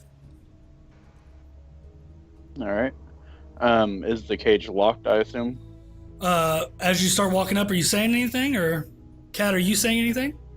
oh, can I like grab? Are there like any rocks nearby? Yeah, we'll say there's a few rocks in the cell, a few nice handhold rocks. Okay, can I grab one and just instinctively throw it? Yeah, go ahead Are and you make an throwing attack it roll. at Thada? Make an attack roll. Okay. Natural 1. So as you go to throw it, you just take this rock and you just and throw it, and it just bings right off this right off the metal bar right in front of you, and just shatters into smaller rocks, and a little bit of dust flies up in the air and settles down. Like you saw a rock coming right at your face, stopped only by a bar. Well then. It's okay. Don't be afraid. We're not gonna hurt you. I feel as though I'm gonna be really like hesitant, so she'll grab another rock and have it like ready to throw at you again. Okay, so you see this drow woman reach down and pick up another rock and just kind of holding it back, just ready to throw it at you at a moment's notice. No Strange. more rocks. Strange to attack those just killed your captors. I'm just gonna look down kind of look around and say, "You got rid of him?" Look down, like I look down at the guy with the fucking. She's been turned around in the cage this whole time, just hands buried in her face, just not watching what was happening. Okay, yeah, like Lee looks down at the guy whose head is caved, and he's like, "Yeah, I think they're dead." She's gonna just look down at like all like the splatter that's like on the floor Mhm. and kind of like, but stand up slowly and approach Thar'dia and put Okay. the rock down. So she drops the rock and she slowly starts making her way up towards you, Thought. You go over to the cage and you give a pull on it. Definitely seems to be locked. Do I see the lock? Yeah, you Like, can is see it the like lock. a padlock or? It's not. It's not. I mean, it's an equivalent of an old timey padlock of sorts. It's not like some master lock on there, real shiny, but it's a really crude iron lock that is locking the door. Yeah. Okay. Let me see if the Take- body next to me has the key. All right. So Lee, go ahead and make me an investigation check for the key. No. No. So you rolled a fumble through the pockets. You don't find anything. I just want to pull out my great axe and take a swing at the lock after telling her to take a few steps back. All right. So he tells you to take a few steps back, and you're gonna go ahead and take a swing at the lock. Go ahead and roll an attack with advantage because it is stationary.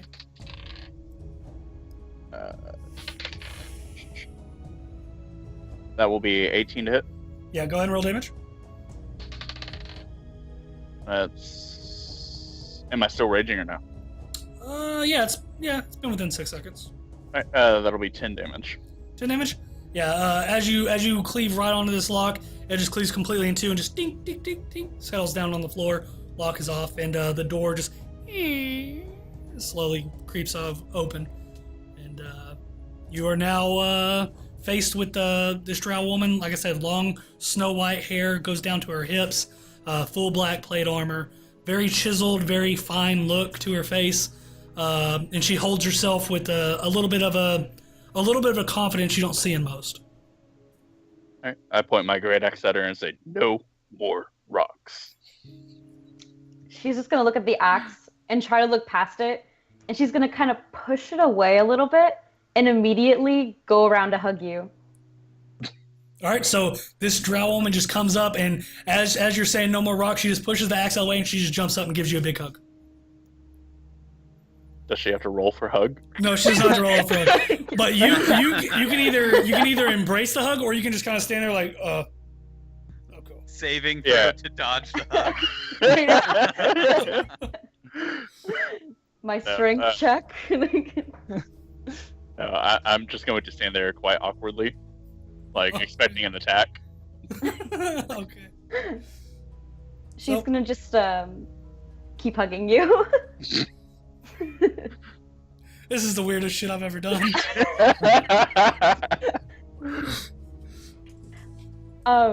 After she's gonna like step away and then definitely like look over to the other two and go for a hug as well. All right, Lee, she starts coming up to you next as you are Yeah, the next like- closest. Oh yeah, she's gonna try and hug Lee. He's gonna try and dodge the shit out of the way. All right, so go ahead and roll me a dexterity check. We're looking at 13. What would it even be? I don't know. Roll me a d20 and add +3, because I don't know what it is. Kat, go ahead and roll it. Oh, my bad. Yeah, d20 +3. You're rolling for a hug here. Natural 20. So Lee, as you try to dodge out of the way, she is persistent and precise with her hugging. And as you go to dodge, she just comes over and just boom, grabs you right in the hug. You take doubled hug. Double hug damage. Please. Critical hug. Let go. All right, so Yeah. let's go, and she starts running Lee, towards like, Max. stiffens up like hell. Like Corbin leans over to Thodak, he leans over to Thodak, and he's like, "She's a friendly one." So it would seem. As soon as the battle ends, I'm just like, after I drink my health potions, I'm just going to like kneel down next to the guy who cut my throat. Okay. And kind of just be like looking at him and also going through his pockets a little bit. All right. So, Is he wearing any armor? yeah, he's wearing armor. He's wearing their Okay. armor. So you start going through his pockets, and Amara, as you start running up, you see Max, somber look on his face, bend down and start looking at the man in front of him, lying dead. He starts patting him over and stuff like that. You can still go in for the hug if you want. I think as she sees like how sad he is, she's not gonna go for a hug, but slowly like kneel down next to him and kind of pat the guy and say, "This was a really bad man. Okay. Thank you for nod. saving me." So Max nods to you. Max, are you okay? I'm good. Shake his head. What are you doing, Max? You can't talk. Shake my head. Okay. Yeah, I'm just gonna shake my head as I keep like patting down this guy and see if I find anything in his pockets. Yeah, you find 10 gold in his pockets, Max. All right. Can I go back to where Lee and Thodak are and just slowly like lower to one knee and respectfully just like bow my head in sorts and just say, thank you so much for saving me. I'm just so glad you guys showed up and I owe you so much. I just reach out my hand to help her up. Takes you. Okay. Lee's so nonchalant. Yeah. All right. All right. So Max, were you shaking your head no or yes that you are okay? I'm shaking my head. No, I'm not okay. So Thodak, And you then- did get that information. Yeah, I'm going to hold out one of my health potions to him. You need this? I'll just hold up my hand and like wave it away. Because I am like full health now. So none of you guys know that he can't speak at this moment. Just FYI. You're just getting hand motions and yes and no nods. As I am finishing up finding that gold in the guy's pocket, I'm just going to pull the knife across his throat as I stand up and like kind of motion down and motion to my own throat. And Alright. then just go like that. Yeah, so as he stands up, he just runs the knife across the guy's neck. Thodak, you definitely see this. The neck just starts splitting apart, throwing out more blood. You see him motion. He's trying to tell you that he can't speak. Do I And actually, understand his yeah, meaning? roll an intelligence check. Ooh, baby. Should Here we both go. do that. 'Cause I'm I watching- think that's like a -1. Yeah, go ahead, Lee. Yeah. He knows well. I got 13. I got That one. that's an unnatural one for me. Unnatural one. All right, so Thodak, you have no clue what he's doing. So any roleplay for that? You do speak common, don't you? No. Lee will just like look at Max. Just be like, I think our knocker has lost his voice. Amara Yeah, doesn't I'm- like fully understand. I'll open my mouth and just start like pretending like I'm talking to kind of, make sure my point is gotten across. Okay. Thodak, at this point, you hear what Lee says, and you now have the same information. Apparently, he can no longer speak. Well, that's just bad luck.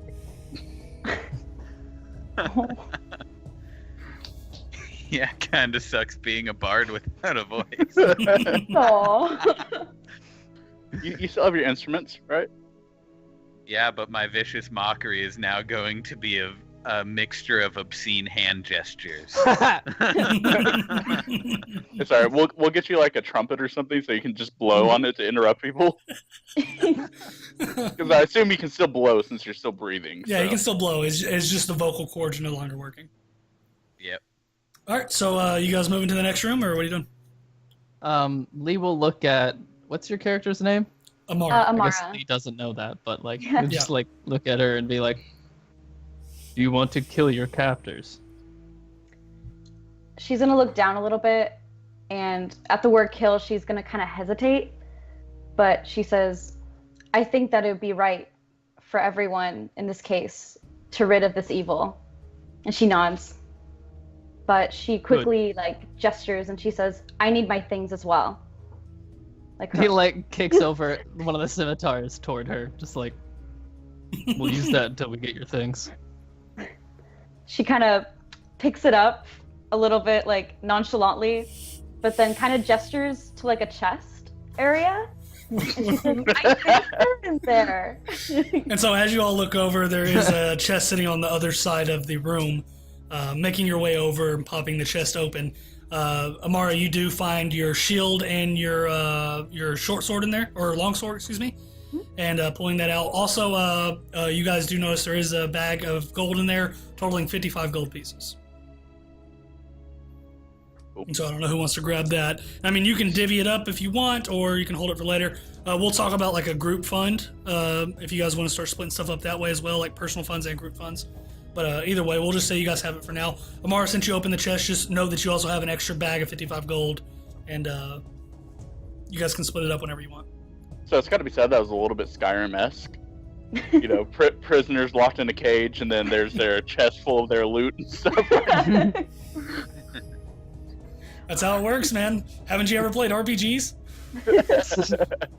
All right, so you get your stuff back, and you can look around this room if you want, or you can make your way to the next room, whatever you guys want. Yeah, I What's want to the check floor to see made if of? there's. What was that, Max? What's the floor made of? Stone. It is cave floor. Okay. Just Thought I out could of curiosity, why the hell were you asking that? Well, if it was dirt, then I can use a dagger to write in it. Oh, I gotcha. Oh. Yeah, no, it's I guess I mean, you can stone I scratch. can like scratch. Yeah, it's up to you. So you can start scratching. Thought like you wanted to look around the room. Go ahead and make me a perception check. That is a 16. 16. Looking up on one of the top shelves, you do see what appears to be a coin purse of one of these shelves with different cooking utensils and stuff like that. All right, can I just reach it, or do I need to get a chair? Or... No, you're good. You're tall enough. You just reach up, grab it, take it off. Looking inside, it seems to have. You start counting it out, and make me an intelligence check. That is a 11. 11. There's at least 5 gold pieces in here.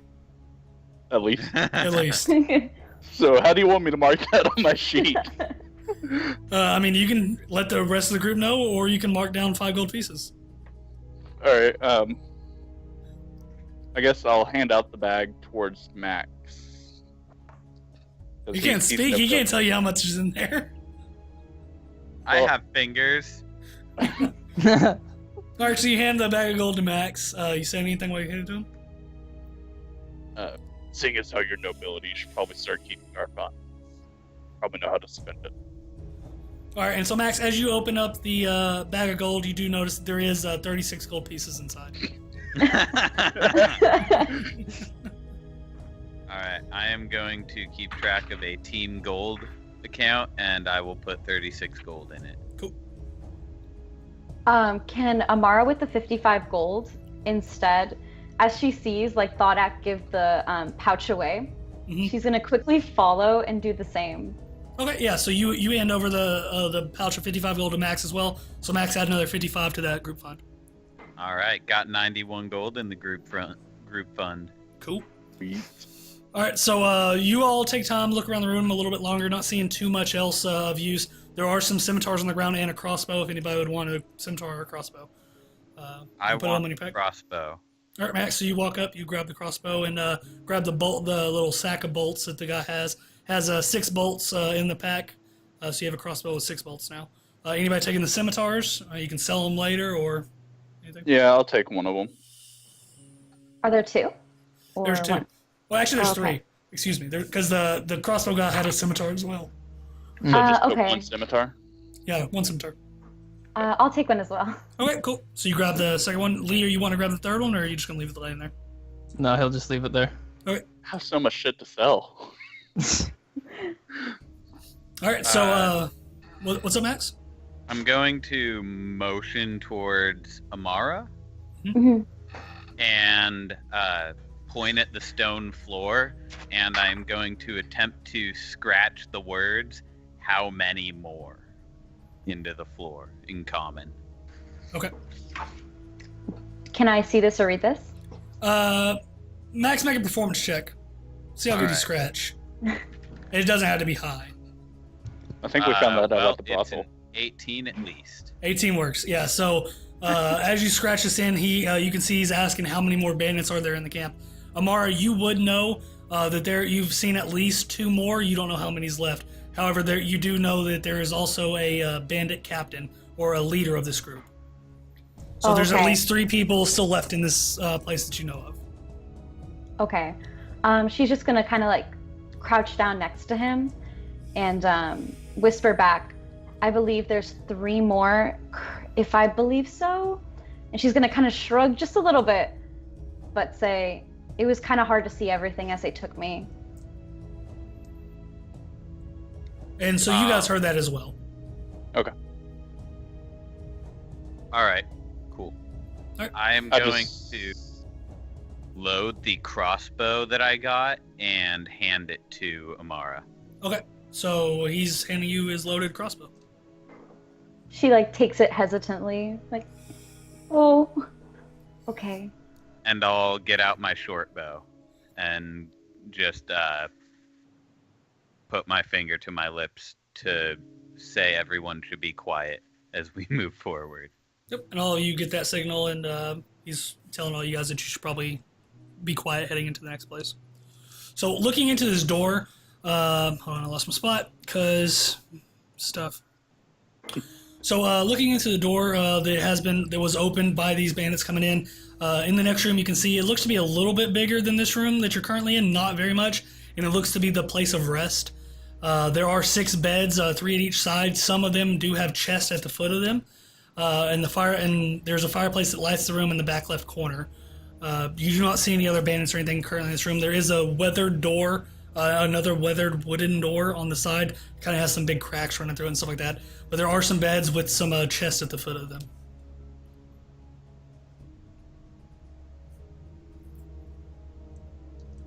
So you guys make your way in? Yeah.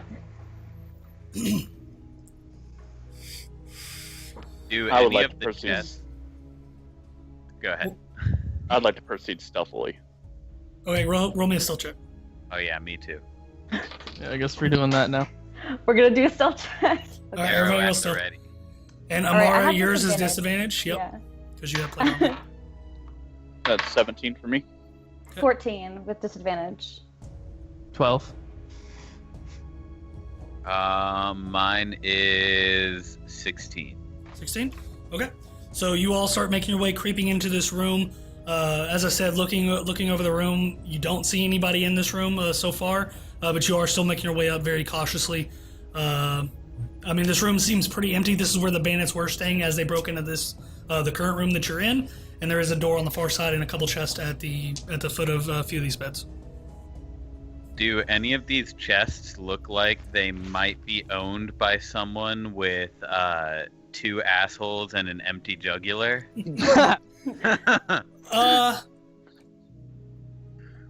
I would say that all the chests look uniform. They all look the same. You would not be able to tell whose chest was who.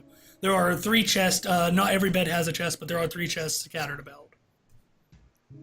All right, I'm not gonna bother. I am. I'm going rage looting. Rage looting? Okay. So you walk up to the first chest. You can open it? Yep. Okay. So you open it up, and inside you find 58 gold in a pouch, along with a set of chainmail armor. Ooh, sweet. I toss the gold to Max Okay. All right. and ask if anyone needs armor. Amara just like shakes her head, like slowly, and just says, "Thank you for the offer." All right. 2 Like- more chests left. Anybody taking them? What's up, Lee? Lee looks down at his shirt and he's like, "Does he have a shirt?" Looking in the chest, it just so happens, Saldek, you find a pretty nice looking shirt inside there. Please tell me it's pink. Please, God, tell me it's pink. It is brown. Damn. Dyes would be a little bit too expensive for bandits. Exactly. So, brown shirt, not nearly as tattered as the one you're wearing, Lee, if you want to take that. Yeah. Nope, no shirt in here. Roll me a deception check, Saldek.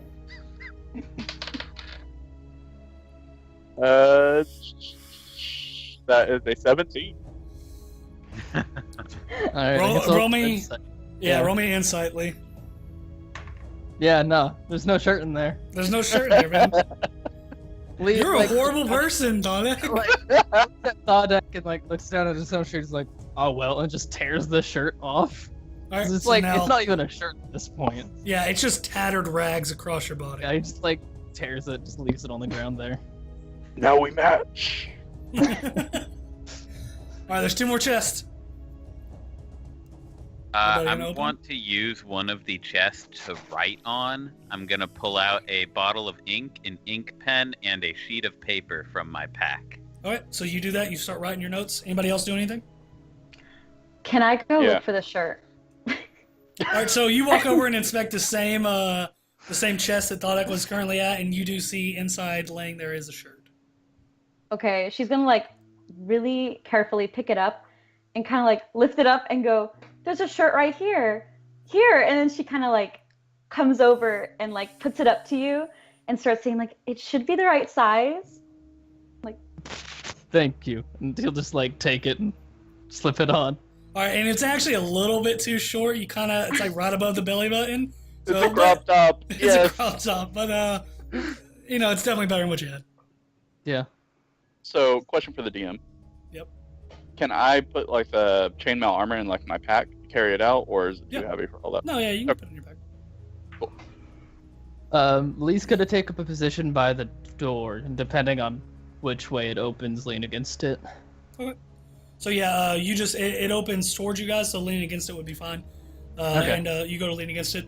Who's opening the rest of these chests? Open my Alright. chests. I guess I will. Shit. No one else is doing it. Thought you go up to the second chest. You gonna open it up? Yep. All right. Laying inside this chest, you see it. There's what seems to be a black cloak, but this cloak seems to shimmer and shift in color. Actually changing as you open it up, changes to the color of the box. Almost goes invisible. Cloak of Displacer Beast. Sweet. I already have a cloak in the works, so I hold it up and see if anyone needs it. All right, and as he holds it up, you guys can look at it. You can see the color seem to shift and change as it's being held up. Seems to be taking on the same colors that's in the environment. I would like to raise my hand toward him. Okay. Yeah, You- as Lee sees the cloak, he's like, that'd be good for Max. All right, so Amara you, kind of nods. Hide. yep. So you throw it over to Max. That's fine. Max, since you do have some arcane, go ahead and roll me Arcana check All right. on the cloak. Natural 20, 22 total. Natural 20 is with you being royalty and seeing objects of magical power before, and just seeing a few of these across your travels, you would know this to be a cloak of elven kind. And I'm going to good. link in the Skype what you get. That's wonderful, because I am an elf. So, and just for anyone else that doesn't want to read it, while you're wearing this cloak with its hood up, wisdom perception checks made to see you have disadvantage. And you also have advantage on dexterity stealth checks made to hide. As the cloak's color shifts to camouflage you, pulling the hood up or down requires an action. So to take effect, you have to have the hood up. When you pull it down, you lose the effect of the cloak. All right. I'm going to put it on, and I have typed up what I'm writing on the piece of paper. I can either just send it to chat or read it out. Yeah, it's fine. Go ahead and send it to chat, and you can go ahead and read it out as well, just for anybody watching. Okay. So I'm writing on the paper that we should set a trap. Thodak should act as bait and run back into this room once he's gotten their attention. We make sure this room is completely dark, cut all the lights, and wait until they start funneling into the room and create a bottleneck. All right, so all of you read this piece of parchment that Max has written, and he's telling you the plan he wants to move forward with. Not all of us read it. Yeah, that's why one of you are illiterate. So Lee, you just see some scribbles on a piece of paper, and you don't have any idea what it means. I'm bait on a hook. I'm gonna go get them and bring them in here. I'll be right back. I have a literal trap. And Lee like opens up his pack and holds out a bear trap. I'm going to. There is, wince I would say backwards as I there's see also another bear trap right at the mouth that you guys came in. If you wanted to have two bear traps. Like Lee considers it and he's like, I can have two bear traps. And he like walks out of the room and goes and grabs it and comes back in. All right, so as Lee comes in, he's holding just 2 bear traps in his hand. As I see the bear traps, I'm going to back up to the opposite wall. Okay. PTSD. So He's Lee, our friend. Afraid. Lee, where are you setting these bear traps? So what Lee's actually gonna do is he's going to pry open each one and hold one in each hand. Okay. He's like, So you're just holding them armed in each no, hand? like, yeah, like they're primed and he's holding them by like the base. Right. He's like, I will use these. He's So gonna what are clap you it gonna do? on You just like someone's clap face. it on somebody? Yeah, that's the plan. Okay. I have That's bear traps. awesome. I love it. All right, so are you ready yourself? So are you guys going forward with this plan? Thought you're gonna go out into the next room. Yep, I'm down. So Amara, where are you positioned? You are in a room with 3 beds on each side, and Max, are you in the back left or the back right corner? I'm just across the room from the door, in the back right corner, I guess, with my arrow, like, ready. Okay. So Max is in the back right corner. Are you wanting to stay where you're at or go anywhere else in the room? Let's see. I'm gonna go ahead and like where the mouth, like where Thorax is gonna be bait. I'm just gonna stand to the right of it, kind of like horizontally, so that when somebody comes by, she could probably just. Okay. Yeah, cool. So you go ahead and position yourself there. And Thodak, you going through? Yes, You're sir. muted. All right. So as you approach this door, you can see it. It's a very weathered and wooden door. There are some cracks in it, a little too hard to see through. But as you come up to the door, you can hear a very low and constant roar of running water coming from the other side. Do I see any light sources or anything? You see a little bit of light, but it's really hard to see through the door. But you just hear roaring water coming through from the other side. All right. I'm going to progress forward. I want to check for traps as I go. Okay, go ahead.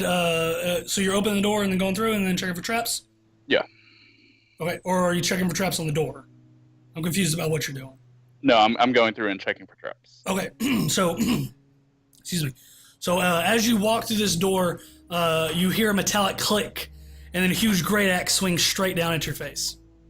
All right, can I see the great axe coming Fuck as it drops? you. Yeah, you can. Okay. So cool. I need you to make me a dexterity saving throw.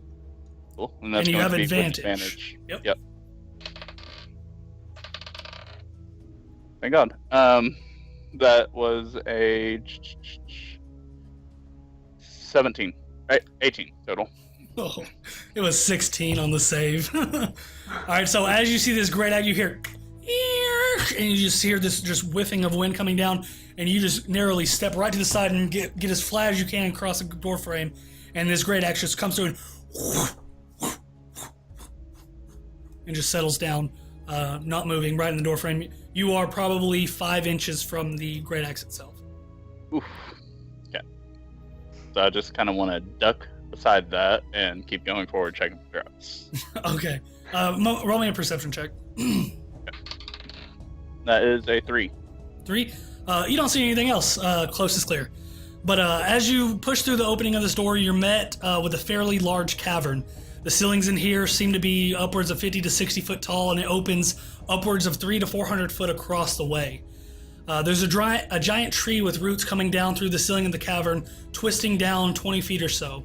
Some of the cracks of the earth from where the roots are coming through the ceiling are letting in a little bit of dim sunlight into this cavern. A giant waterfall is pouring over a far face of the cavern, and the roar of the water here makes it very hard to hear. It's almost deafening. The mist is dense in the air, and it's also making it hard to see all the way across. Looking straight out, you can see that there is a wooden bridge spanning probably 50 or 60 foot across a large gap in the rock ahead. The bridge is made with hefty ropes and sways and moves from the air from the falls. Looking over the edge, you can see it seems to be about a 30-foot drop down into water below. All right. I don't see any people or anything. No, at the moment you don't see anybody. All right. Then I am going to go back and get the group. Hey guys, it's empty through there. They're not through there. We have to progress forward. All right. Have we Okay. checked the third chest yet? No, you have not. I'm gonna check the third chest before we go, because I just remembered we're here for a sword. And so the chest you were writing on, that thought comes back in your head, and you go ahead and open it up. And as you open it up, let me see, where am I at? Inside there is a coin pouch with 28 gold pieces. You see 2 potions of healing. They're easily recognizable as you have used them before. And you can also see a very ornately carved circlet. It seems to be made out of pure silver with a red gem that sits in the middle, and the gem in the circlet itself seems to pulse and swirl with a fiery red swirl. Can I try to identify it? Yeah, go ahead and roll me an Arcana check.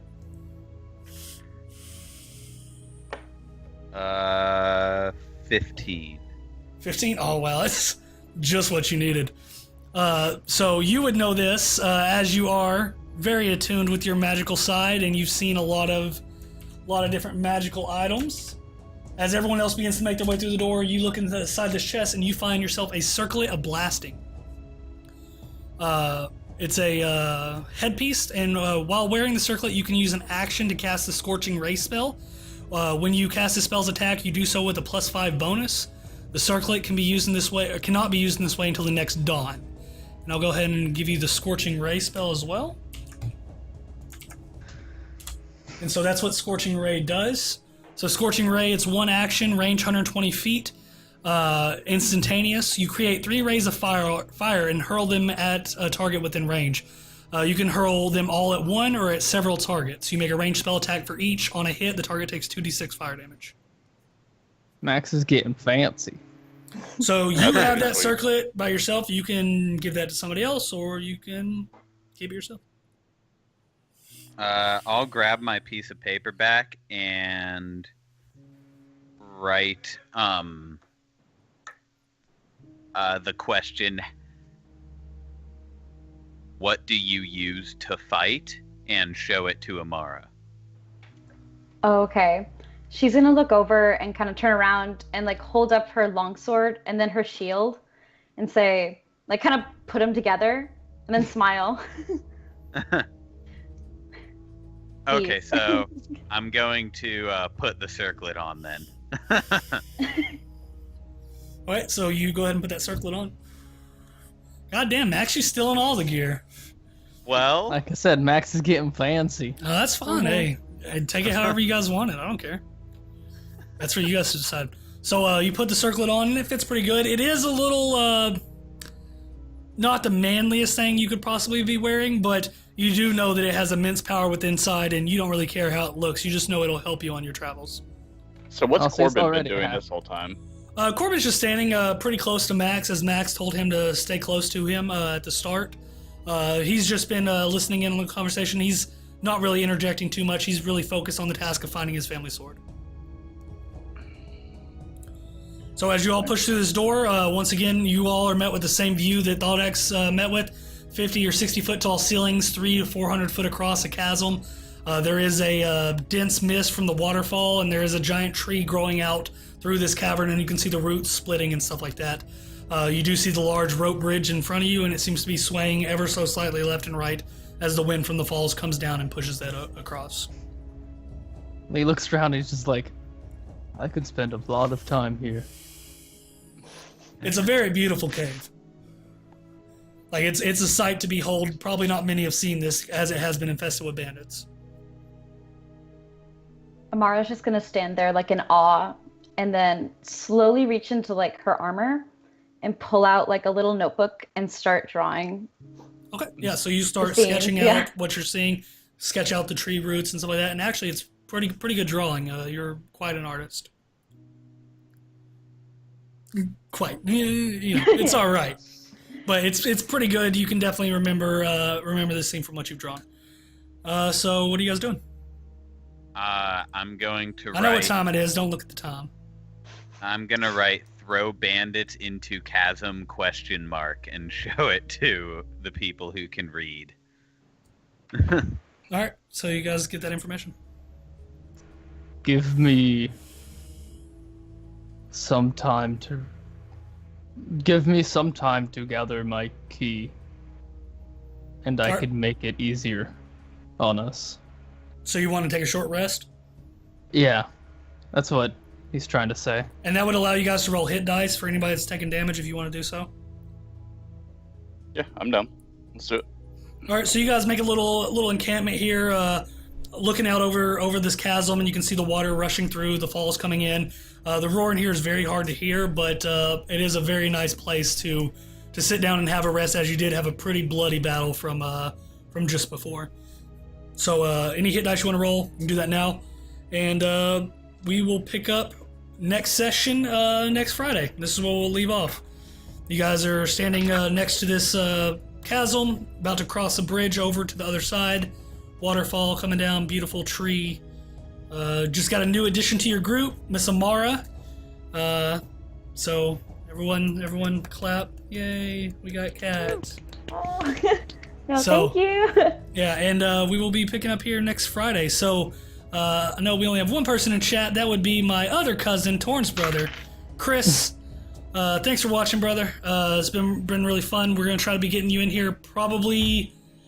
I don't know. I mean, it just depends on how long this next session takes. I was thinking about getting you in with the next adventure, just so it's a little bit easier, because right now we already found one group member, and for the next adventure, finding the next group member would be, just kind of normal progression.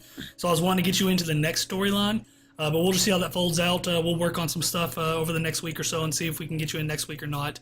But it might take them a little bit longer to get through the rest of this bandit hole. But either way, I appreciate you for watching, and we will be picking up next Friday, 8 p.m. to 11 p.m. Central Time. We'll see you guys then. So other than that, everyone say your goodbyes, and we'll catch you guys then. All right, see you guys later. Bye. See you fuckers later. Bye-bye.